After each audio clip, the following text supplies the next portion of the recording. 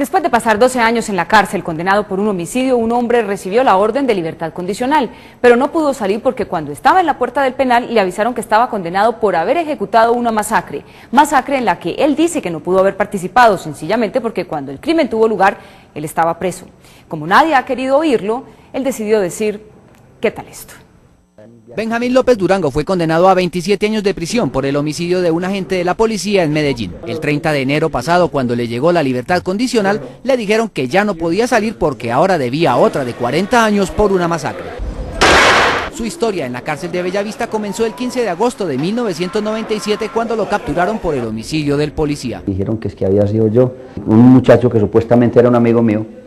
Me llevó un maletín a la casa y resulta que en el maletín tenía el revólver de la gente que habían asesinado. Según su historia, no tuvo el dinero para organizar la defensa con un buen abogado y perdió el caso. Me condenaron a 42 años inicialmente y en la readecuación del 2001 me rebajaron 15 y me quedó en 27. En enero de este año cumplió 12 años en la cárcel, tiempo en que por ley debía salir en libertad condicional. Entonces yo le dije muchacho, a mí me va a llegar la libertad, entonces me llama y me dijo que es que, bueno, listo. Cuando llegó me dijo que es que, Cucho, paila, queda detenido por posible requerimiento. El requerimiento era una condena de 40 años de prisión por concierto para delinquir, homicidio con fines terroristas y conformación de grupos armados al margen de la ley, por la masacre de 15 campesinos en Dabeiba, Antioquia. Por hechos acaecidos en noviembre de 1997, fecha para la cual Benjamín ya llevaba cerca de 3-4 meses recluido en la cárcel Bellavista. Pero según el fiscal de Derechos Humanos de Medellín y el juez segundo especializado de Antioquia, Benjamín López,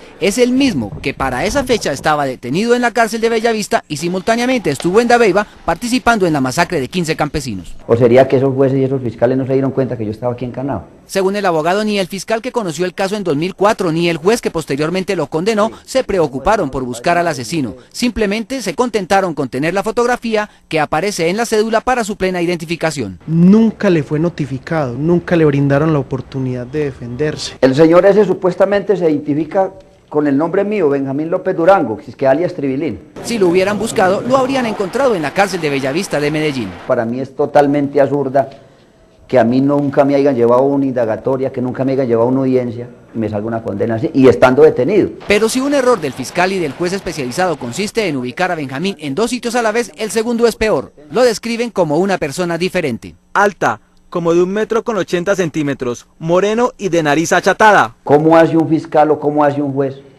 para compararme a mí con un negro de 1,80 a 1,85 de estatura y asegurar de que soy yo? En enero, cuando Benjamín le avisó a su familia que al fin saldría en libertad, quien más se alegró fue su padre, que recientemente había sufrido una trombosis. Yo no puedo trabajar, yo cuido a mi papá. Benjamín tiene 2 hijos a quienes ayuda con lo que se gana en la cárcel trabajando. Para 2 niños es muy poco 25.000 pesos que les puede regalar en cada 8 días. La vida está muy dura y yo creo que esos niños están pidiendo a grito que el papá esté afuera. Pero la Corte Suprema de Justicia le negó una tutela a Benjamín, argumentando que había otro recurso judicial al que él podía acudir, que se conoce como recurso extraordinario de revisión, que puede durar entre 1 y 2 años en resolverse. Desafortunadamente es muy posible que eso suceda. Es decir, que ahora a Benjamín le toca esperar a que el proceso, en el turno que esté, llegue al magistrado de la sala penal para que lo revise, y dentro de 1 o 2 años le diga que sí, que tiene que recobrar la libertad porque él no es el Tribilín al que condenaron por una masacre paramilitar en Dabeiba, donde unos campesinos también están esperando justicia. Ojalá que eso sirva para que no sea ahorita, dentro de 1 o 2 días, pero que al menos haya una solución. Pues así las cosas, 2 años tendremos que esperar para ver el desenlace de esta historia. Si usted tiene un caso para ¿Qué tal esto? Llámenos ya al 410-7236 de Bogotá o escríbanos a quetalesto@noticias1.com. Nuestros periodistas investigarán. No olviden visitar noticias1.com. Nos vemos mañana lunes festivo a las 10 de la noche en Noticias 1 con las mejores noticias del fin de semana. A ustedes gracias por elegir la independencia.